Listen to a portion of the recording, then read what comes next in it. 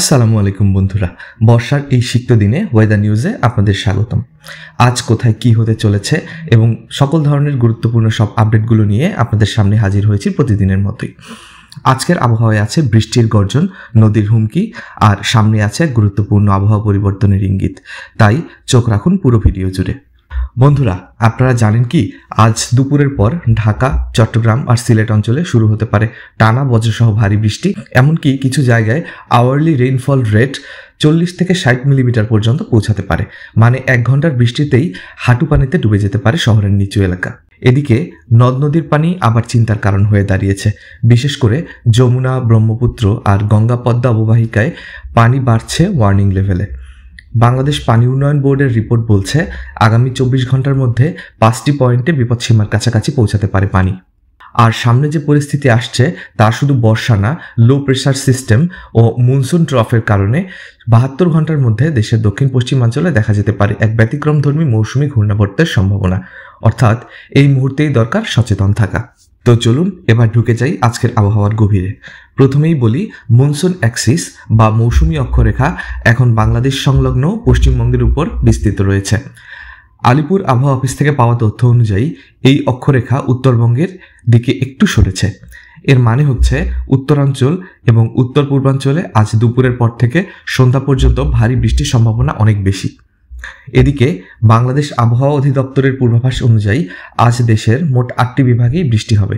তবে সবচেয়ে বেশি ঝুঁকিতে থাকবে সিলেট, রংপুর ও ময়মনসিংহ অঞ্চল। তাই এই এলাকাগুলোতে বৃষ্টি হতে পারে 70 থেকে 100 মিলিমিটার পর্যন্ত। উইন্ডি.কম আর ইনস্ট্যান্ট স্যাটেলাইট ইমেজ বিশ্লেষণ করে দেখা যাচ্ছে বঙ্গোপসাগরের উপর একটি লো প্রেশার সেল তৈরি হয়েছে।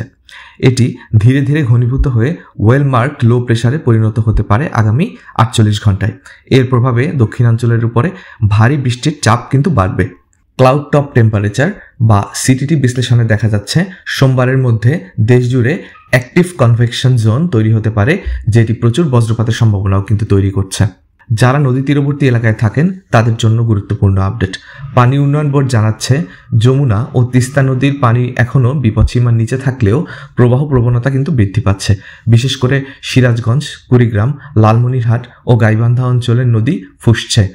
আগামী 24 ঘন্টার মধ্যে 2 থেকে 3টি পয়েন্টের পানি বিপদসীমা ছুঁয়ে ফেলতে পারে।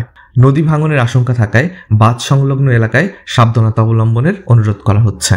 আগামী 3 দিন আপনার ছাতা যেন আপনার সবচেয়ে কাছের সঙ্গী হয়। আর যারা উন্মুক্ত স্থানে কাজ করেন তাদের জন্য বজ্রপাতের সময় নিরাপদ স্থানে আশ্রয় নেওয়া খুবই জরুরি। আপনার এলাকায় যদি হঠাৎ বৃষ্টি শুরু হয় বা নদীর পানি বাড়তে থাকে, সঙ্গে সঙ্গে স্থানীয় প্রশাসনের নির্দেশ মেনে চলুন। প্রয়োজন হলে ওয়েদার নিউজের পেজে আমাদের জানাতে ভুলবেন না। আমরা চেষ্টা করব দ্রুত আপডেট দিতে। এই ছিল আজকের আবহাওয়ার আপডেট। ভবিষ্যতের আবহাওয়ার সব রকম গুরুত্বপূর্ণ খবর জানতে চ্যানেলটি সাবস্ক্রাইব করুন। আর ভিডিওটি যদি ভালো লাগে একটি লাইক আর একটি শেয়ার করে আমাদের সাথেই থাকুন। আবার দেখা হবে নতুন আপডেট নিয়ে। তাই সতর্ক থাকুন, নিরাপদ থাকুন, ওয়েদার নিউজের সঙ্গেই থাকুন।